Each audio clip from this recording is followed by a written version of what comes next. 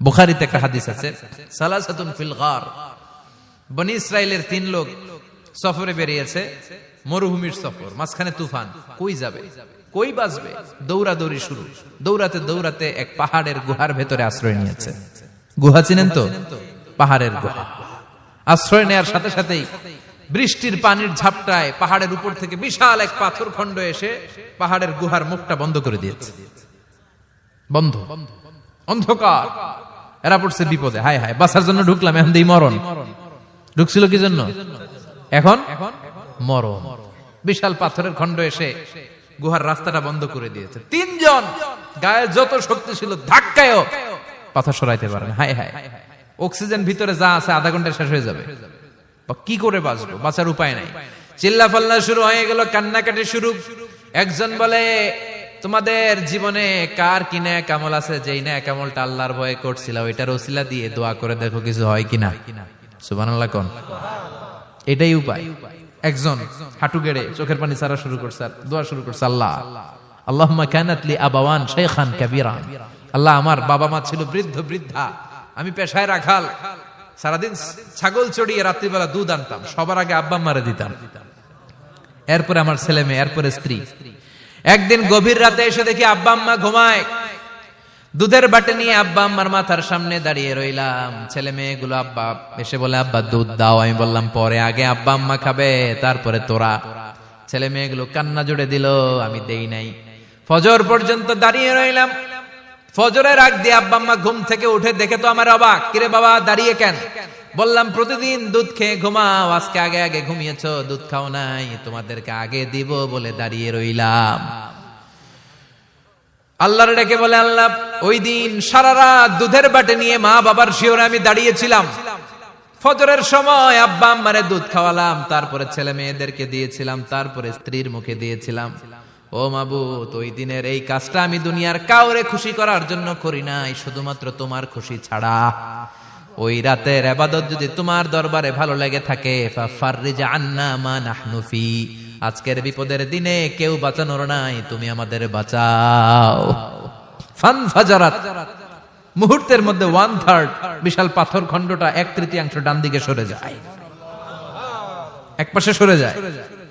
সামান্য আলো বাতাস ঢুকতে আরম্ভ করলো। এখন বাতাস ঢুকে, এখন বেঁচে থাকতে পারবে এই নিশ্চয়তা হয়েছে। সুবহানাল্লাহ কোন? এবার সে বলল, ভাই তোর কি আমল আছে বল। দ্বিতীয় জন হাঁটু গেড়ে আবার চোখের পানি ছেড়ে আল্লাহরে ডেকে বলে, মাবুদ আমার এক চাচাতো বোন ছিল, কানাত লি ইবনাতু আম জামিলা ওয়া কুনতু উহিব্বুহা কাআশাদ্দি মা ইউহিব্বুর রিজাল আন-নিসা। আল্লাহ সুন্দরী, অনন্যা, অপসরী, প্রিয়ংবদা, অনুসুয়া, গুণবতী, রূপবতী আমার এক চাচাতো বোন ছিল, তার প্রেমে আমি ছিলাম পাগল পাড়া, কিন্তু সে তো আমার ডাকে সাড়া দেয় না। অনেক চেষ্টা করলাম তারে পাওয়ার জন্য। চাচাতো বোন আমারে বলে, 100 স্বর্ণ মুদ্রা যেদিন দিতে পারবা ওই দিন আমারে পাবা। এবার আমি স্বর্ণ মুদ্রা কালেকশনের কাজে লেগে গেলাম।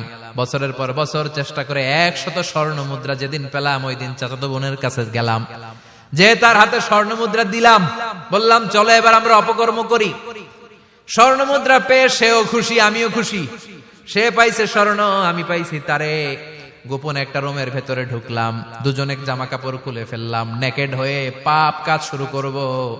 ইন দা মিন টাইম আমার চাচাতো বোন আমারে বলে, ও আমার চাচাতো ভাই, আমারে তুই আমার সতীত্ব তুই নষ্ট করে দিস না, ইত্তাকিল্লাহ, আমার সম্ভ্রম তুই শেষ করে দিস না, ইত্তাকিল্লাহ, আল্লাহরে ভয় কর। আল্লাহ ওই মুহূর্তে ফিরে আসা কঠিন কঠিন, কিন্তু ইত্তাকিল্লাহ, আল্লাহরে ভয় করে, এই শব্দটা যখন শুনলাম আমার ভিতরটা কেঁপে উঠেছে। আমি মুহূর্তে তোমার ভয়ে জামা পড়ে ওই রুম থেকে চিৎকার মেরে বেরিয়ে গিয়েছি। আল্লাহ সেদিন আমি পাপ কাজ করি নাই, সেদিন আমি মনের খায়েশ মিটাই নাই, তোমার ভয়ে সেদিন আমি দৌড়ে পালিয়েছি। ওই দিনের ইবাদতটা, আমলটা যদি তোমার কাছে ভালো লেগে থাকে, ফাফাররিজ আন্না ফিমা নাহনু ফি, আজকে যেই বিপদে আছি তুমি বাঁচাও। বলার সাথে সাথে 2/3 2/3 পাথরের খণ্ডটা আরো ডান দিকে সরে যা। সুবহানাল্লাহ পড়েন। এবার আরো বড় ফাঁকা হয়েছে। এবার তারা বেরোতে চেষ্টা করলো, দেখে মাথা বেরোয়, শরীর বেরোয় না, হাত বেরোয়, পিঠ বেরোয় না, পা বের হয়, দেহ বেরোয় না, আরো সরতে হবে। এবার বাকি আছে কয়জন? সে দোয়া করতে শুরু করলো, আল্লাহ ইস্তাজারতু উজারাক, আমি ব্যবসায়ী ছিলাম, অনেক শ্রমিক ভাড়া করে একদিন একটা কাজ করালাম, সব শ্রমিকের টাকা দিয়ে দিলাম, এক শ্রমিক টাকা না নিয়ে ভাগলপুর কই যে গেছে নিজেও জানি না, ওর টাকা আমার কাছে রয়ে গেল। এই শ্রমিককে আর টাকাটা বুঝাই দিতে পারি নাই।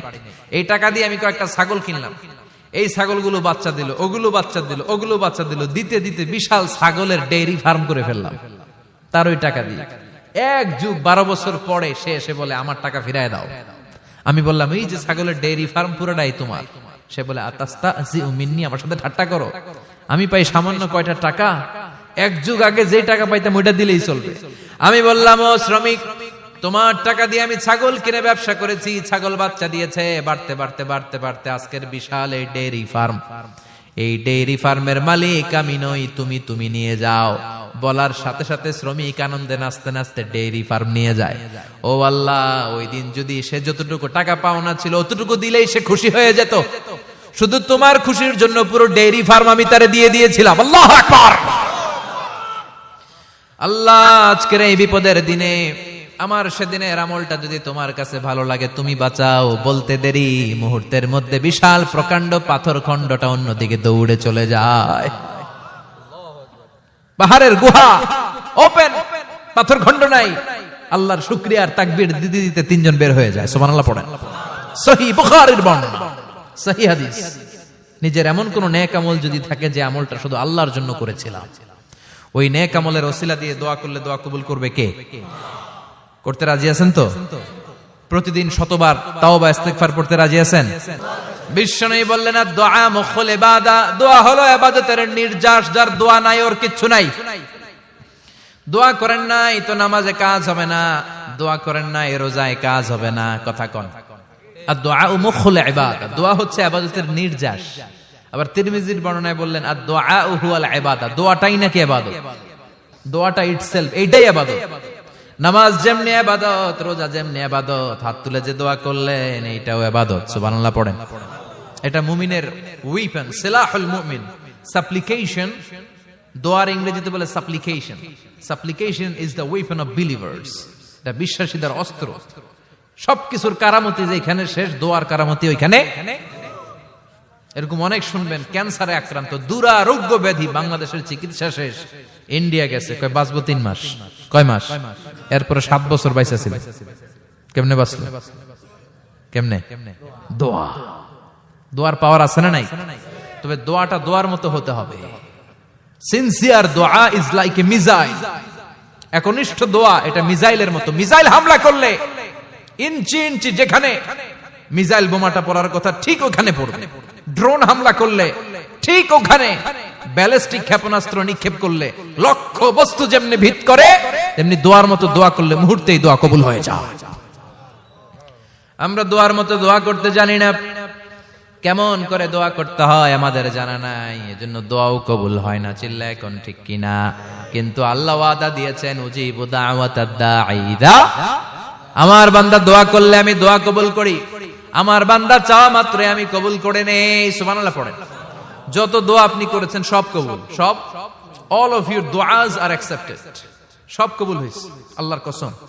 অনেকে বলবে হুজুর এটা আবার কি কইলেন, এতক্ষণ তো ভালোই কইতেছিলেন, সব দোয়া আবার কবুল হয় কেমনে? আমি তো জীবনে কত কিছু চাইলাম, কত কিছুই তো পাই নাই।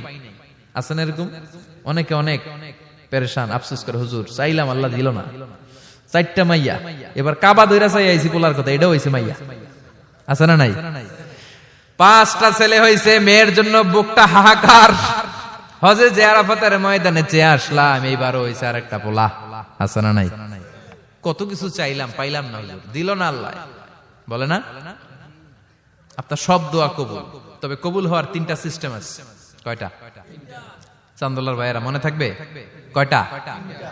আপনি যত দোয়া করছেন সব কবুল, কারণ আল্লাহর কাছে কিছু চাইলে আল্লাহ ফিরায় দিতে জানে না। আল্লাহ জানেই না কেমনে ফিরায় দিতে হয়। সুবহানাল্লাহ কোন?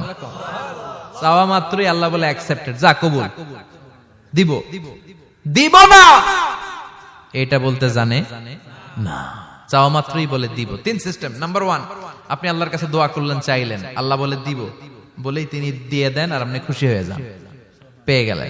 নাম্বার 2, আপনি আল্লাহর কাছে দোয়া করলেন, চাইলেন, তখনও আল্লাহ বলে দিব, তবে এখন না, সবুর, একটু পরে দিব, কখন দিলে আমার জন্য ভালো, আমার চেয়েও ভালো জানে কে, পরে দিবে। নাম্বার 3, চাইলেন, দোয়া করলেন, আল্লাহ তখনও বলে দেব, তবে এখনো না, পরেও না, কিয়ামতের দিন যেদিন বিপদে পড়বে ওই দিন দেব। যেদিন তোর বাবা তোরে চিনবে না, তোর মা তোরে চিনবে না, বন্ধু বন্ধুরে চিনবে না, পীর সাহেব মুরিদরে চিনবে না, মুরিদ পীর সাহেবরে চিনবে না, ইমাম সাহেব মুসল্লিরে চিনবে না, মুসল্লি ইমাম সাহেবরে চিনবে না, কেউ কাউরে চিনবে না, ওই কঠিন দিনে তোরে আমি বাঁচাইয়া দেব। তাইলে দোয়া যা করছেন ছোটবেলা থেকে আজকে পর্যন্ত লস হয়েছে না লাভ? লস না লাভ? এজন্য বেশি বেশি দোয়া করার দরকার আছে না নাই? জীবনে যদি কোনো নেক আমল থাকে, ওই নেক আমল দিয়ে যদি আল্লাহর কাছে দোয়া করেন, দোয়া কবুল করে নিবে কে? তবে নেক আমলটা হইতে হবে শুধুমাত্র আল্লাহর সন্তুষ্টির জন্য। প্রত্যেকের জীবনেই কিছু আমল আছে যেটা লোক দেখানো করে, আছে না নাই? আবার কিছু আমল আছে আল্লাহরে খুশি করার জন্য করে, আছে না নাই? কথা বুঝতে পেরেছেন? রাত্রিবেলা যাচ্ছেন, কেউ নাই, রাস্তায় হঠাৎ দেখলেন মসজিদ, পাশে লেখা বড় করে দান বাক্স, পকেট থেকে কচকচে 1000 টাকার নোটটা ওইখানে ঢেলে দিলেন দান বাক্সের ভিতরে, কেউ দেখে নাই, দেখছে কে? এটা পৃথিবীর কাউরে দেখানোর জন্য দিছিলেন? এই দানটা আল্লাহর কাছে প্রিয়। গোপন দান আল্লাহর রাগকে কমিয়ে দেয়। সুবহানাল্লাহ বলেন। আল্লাকা সিররুন ইনদাল্লাহ বাইনাকা আনতা ওয়া বাইনাল্লাহ, আল্লাকা সাদাকাতুন তাখফা লা ইয়ালামুহা ইল্লাল্লাহ, আল্লাকা সিররুন ইনদাল্লাহ বাইনাকা আনতা ওয়া বাইনাল্লাহ, আল্লাকা সাদাকাতুন তাখফা লা ইয়ালামুহা ইল্লাল্লাহ। সুবহানাল্লাহ বলেন। আল্লাকা সিররুন ইনদাল্লাহ, তোমার আর তোমার রবের মাঝে এমন কোন গোপন জিনিস আছে নাকি যেটা আল্লাহ ছাড়া কেউ জানে না? তোমার কোনদিন কোন গোপন দান আছে নাকি যেটা আল্লাহ ছাড়া কেউ দেখেনি? ওই দানটা আল্লাহর কাছে প্রিয়। চিল্লায় বলেন ঠিক কি না? এরকম কোন গোপন আমল দিয়ে যদি আপনি আল্লাহর কাছে ওসিলা করে দোয়া করেন, আল্লাহ ওই কঠিন বিপদের দিনে এই আমলটা করছিলাম শুধু তোমারে দেখানোর জন্য, এর ওসিলায় বাঁচাও, বাঁচাবে কে? আল্লাহর জিকির করতে রাজি আছেন তো? আর বেশি বেশি দোয়া করতে রাজি আছেন? সবাই সবার জন্য দোয়া করবো, রাজি আছেন তো? আল্লাহ আমাদের সবাইকে কথাগুলো বুঝার ও আমল করার তৌফিক দান করুক। আমরা পড়ি আমিন। আরো জোরে পড়েন আমিন। যতগুলো কথা বললাম কোরআন সুন্নাহর আলোকে বলেছি, বানিয়ে কিছু বলি নাই। তারপরে আমার মনের অজান্তে কোনো মিস ইনফরমেশন যদি আমার মুখ ফসকে বেরিয়ে যায়, সেগুলো যেন আল্লাহ তাআলা আমাদের স্মৃতিপট থেকে মুছে দেয়। আমরা সবাই পড়ি আমিন। আর সত্য, সুন্দর, কল্যাণকর, হকের পক্ষে যা বললাম তার সবগুলো প্রথমে আমাকে এবং আপনাদের সবাইকে আমলের তৌফিক দান করুক। আমরা পড়ি আমিন। ইয়া রাব্বি লাকাল হামদু কামা ইয়ানবাগি লিজালালি ওয়াজহিকা ওয়া আযীমি ইসকাল হামদু বিল ঈমান, লাকাল হামদু বিল ইসলাম, লাকাল হামদু বিল কুরআন। আল্লাহুম্মা আতি নুফুসানা তাকওয়াহা যাক্কিহা আনতা খায়রু মান যাক্কাহা আনতা ওয়ালিয়ুহা ওয়া মাওলাহা।